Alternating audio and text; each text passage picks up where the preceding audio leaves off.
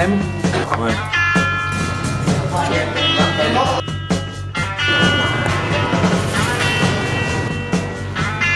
Aujourd'hui, Food & Globe est au Vietnam.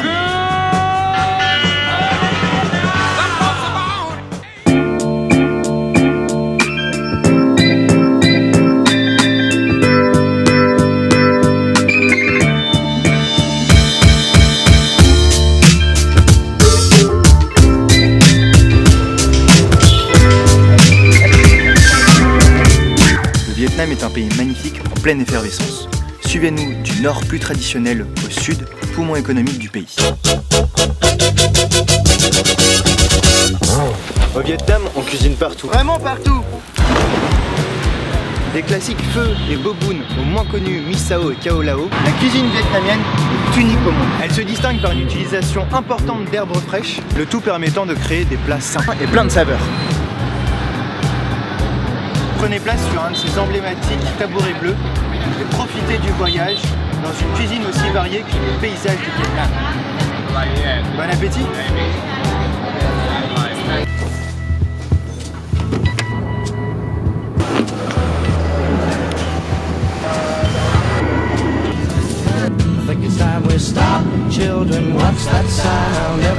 On est en direct d'Ho Chi Minh où on va rencontrer Nguyen Quy, un fermier urbain qui nous propose une nouvelle façon de faire de l'agriculture plus durable. Allez-y, suivez-moi.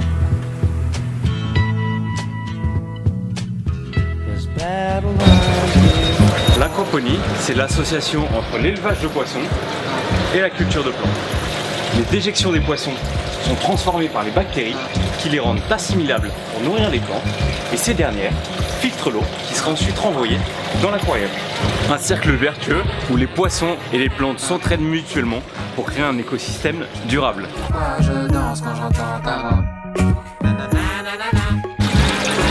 Malgré un investissement initial élevé, l'aquaponie offre une double source de revenus aux fermiers, les poissons et les plantes, et permet de produire des produits bio de grande qualité avec un rendement élevé.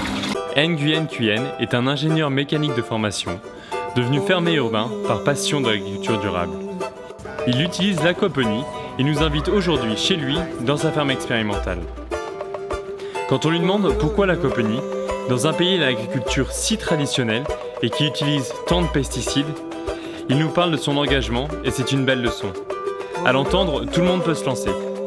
Au-delà de la facilité de mise en place, du coût réduit de fonctionnement, de la production de grande qualité dont il nourrit lui-même sa famille, et de l'espace réduit qu'utilise l'aquaponie, il y a l'impact moindre sur l'environnement qui positionne l'aquaponie comme une belle alternative à l'agriculture traditionnelle.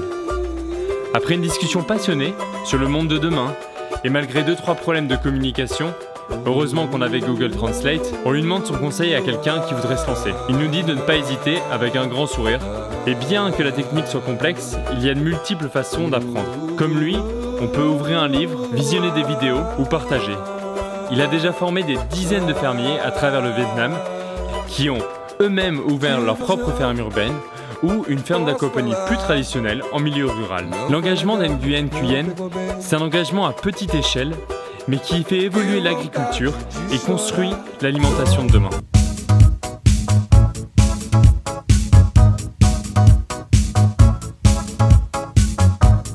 L'aquaponie permet de répondre à plusieurs enjeux, et notamment celui de la qualité du produit.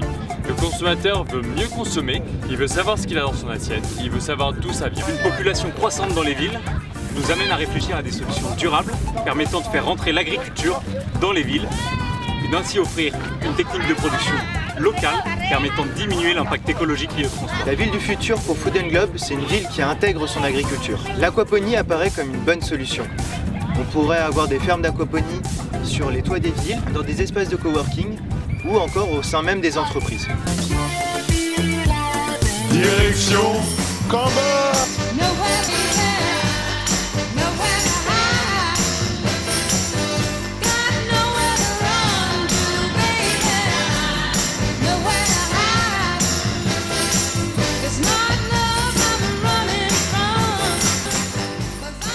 Non, ah, faut que j'enlève.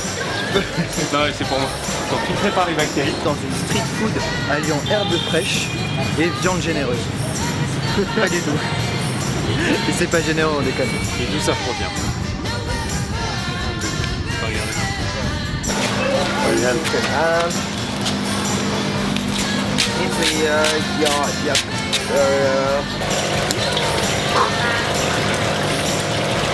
Ah mais non, vous avez pas prévenu.